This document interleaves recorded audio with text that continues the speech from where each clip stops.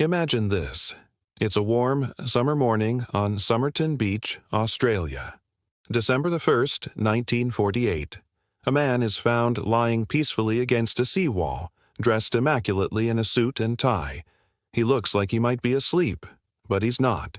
He's gone, and nobody has any idea who he is. This is the start of one of history's most baffling and enduring mysteries, the case of the Somerton Man. On the surface, it seemed like a straightforward, if tragic, discovery. But when investigators began to dig deeper, the case spiraled into a web of secrets, codes, and unanswered questions that still fascinate us over 70 years later. Let's rewind. The man had no wallet, no identification, not even a watch. His clothes were of high quality, but all the tags had been meticulously snipped off. Even the brand of his tie was removed.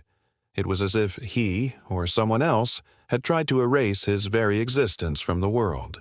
The only clues were a few mundane items in his pockets: a pack of chewing gum, a box of matches, some cigarettes, a train ticket, and a bus ticket. None of which led anywhere. The autopsy couldn't determine a cause of death. There were no signs of a struggle, no marks on his body. The coroner suspected he might have been poisoned, but toxicology tests came up empty. The man was in peak physical condition, with muscular legs like a dancer or an athlete. Who was this perfectly dressed, physically fit man who simply ceased to exist on a quiet Australian beach?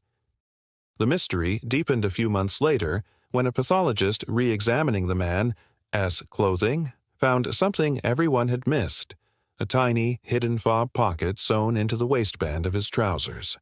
And inside that secret pocket was a small, tightly rolled scrap of paper. On it were two words, printed in an ornate, unique font: Tamam, Shud. What did it mean? The phrase was traced to the last page of a rare book of poetry, the Rubaiyat of Omar Khayyam. In Persian, Tamam Shud translates to "it is ended" or "it is finished," a final, cryptic message. But what was finished? His life? A mission? A love affair? This incredible discovery turned the investigation on its head.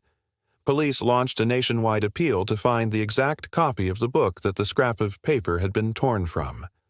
A local man eventually came forward. He said that shortly after the man was found, he discovered a copy of the Rubaiyat tossed into the back of his unlocked car, which he had parked near Somerton Beach. He hadn't thought much of it until he saw the news appeal. The police rushed to examine the book. Sure enough, the last page was missing the exact section torn out to leave the words Tamam Shud. The final piece of the puzzle, right? Not even close. It was just the beginning of another, even stranger chapter. In the back of the book, investigators found faint pencil markings. It was a series of letters that looked like a code. 5 lines of jumbled capital letters. It looked like something straight out of a spy novel. Top cryptographers from the Australian Department of Defense were brought in to crack it. They tried everything, every known cipher, but came up with nothing. To this day, the Somerton man's code remains unbroken. What secrets do those letters hold? But wait, there's more. Inside the back cover of the book, there was also a phone number written in pencil. The number belonged to a young nurse who lived just a short walk from Somerton Beach. Her name was Jessica Thompson, though she was often referred to as Jestin. When police questioned her, her reaction was described as completely taken aback and near to fainting when she was shown a plaster cast of the dead man's face. She denied knowing him, but her extreme reaction made detectives suspicious. She admitted that she had once owned a copy of the Rubaiyat and had given it to a man named Alfred Boxall during World War II. For a moment, it seemed like the case was solved. The Somerton man must be Alfred Boxall. Police tracked him down, only to find him alive and well, living in Sydney. And he still had the copy of the Rubaiyat that Jestin had given him, complete with her inscription. It was a dead end. So, who was the man on the beach, and why did he have Jestin's phone number? Jestin remained evasive throughout her life, offering little information. She had a son, Robin, who was born around the time the Somerton man was found. Years later, compelling theories emerged suggesting that the Somerton man might have been Robin's father. Some researchers pointed out physical similarities between Robin and the dead man, including rare genetic traits like an unusual ear shape. Could this be a story of a secret lover? A clandestine meeting gone wrong? The theories have piled up over the decades. Was he a Cold War spy, poisoned by an untraceable substance? The cryptic code and the meticulous removal of his identity certainly point in that direction. The post-war era was rife with espionage. Or was it a more personal tragedy? A heartbroken lover who traveled to see a woman he couldn't be with, leaving behind a final poetic message before ending his life. The case went cold for decades, but the story wasn't over. In 2021, after years of public and academic pressure, the Somerton man's body was exhumed. Modern DNA technology offered a new glimmer of hope. Researchers set to work, trying to build a family tree from the degraded genetic material. Then, in 2022, a breakthrough. Professor Derek Abbott, a researcher who has dedicated years to this case, announced he had likely identified the Somerton man.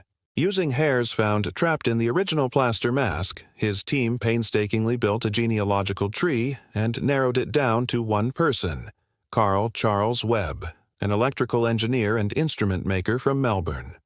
Webb was born in 1905. He had a passion for poetry and was known to have a complicated personal life. He had separated from his wife and she had moved to South Australia, the same state where Somerton Beach is located. Suddenly, pieces started to fit. His profession as an instrument maker could explain his muscular physique and his familiarity with complex things, maybe even codes.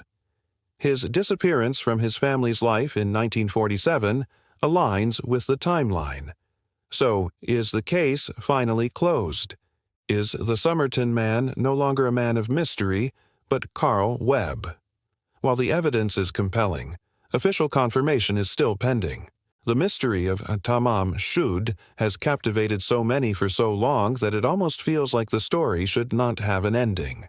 From an unknown man on a beach to a secret pocket, a poetic final message, an unbreakable code, and a secret lover, the Somerton man case has it all.